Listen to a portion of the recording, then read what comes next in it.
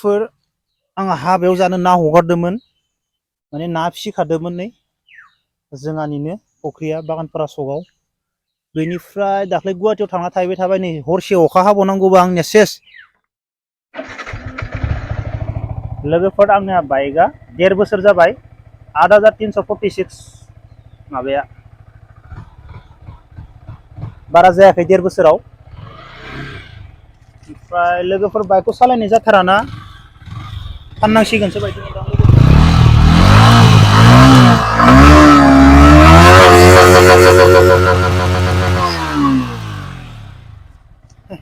बेनिफ्राय बेयावथ' जोंनाव गामियाव अखाजों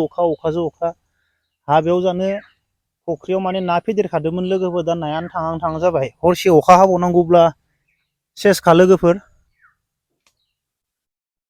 हरसे अखा हाबावनांगौबा बैनि औवायाबो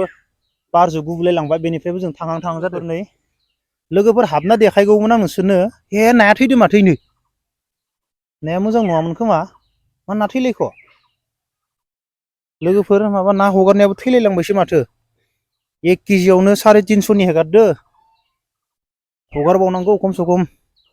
टटेल 20 केजिसो हगारनांगौ आंनो बेवहाय 20-25 किल' दा मा जागोन लोगोफोर मुस्रिबो सोंनांगोन आयु दाख्लैबावै फख्रिखौ साफा खालामलायबाय 20,000नि मा अबस्था हरसे हाबावनांगौब्लाथाय गैला ओरै हाबसिगोन दैया हाखौनो ओरै गाराखै नोंसोरो फख्रिनि हाखौ गोजौआव गारबावनांगौ गोजौआव गाराखै साइडआवसो गारजोबदो बे गोजौ सायाव गारनायबा मा जागौमोन देलाय थैबायलै लोगोफोर हाबना देखायनो हागौमोन जोबोर गोथौ बे थौले नङा बिराद गोथौ बेनिफ्रायनो हाग्रा गोजा जाबायलै आंना सकनि हाया लोगोफोर बे न' बोराइ आबौ लुना दोननाय न'आ दाबो दङ बेखौ सिफायनांगौ ओरैनो खारथिं टाइम पास खालामबाय थादो लोगोफोर आङो नै हाग्रा गोजा भाय मावग्रा गैया रावबो बेयावबो ओरैनो दङ बाजै दङ बादुलि सकआवनो हाया सानसेयाव आधा घन्टा मावबाबो सकनिसो हा बेनो सकआ मेन सकआ बेनो हाग्राया साफा जायो मावग्रा गैयाना मावा बाजैबो दोङो जोंहा बादुलिथार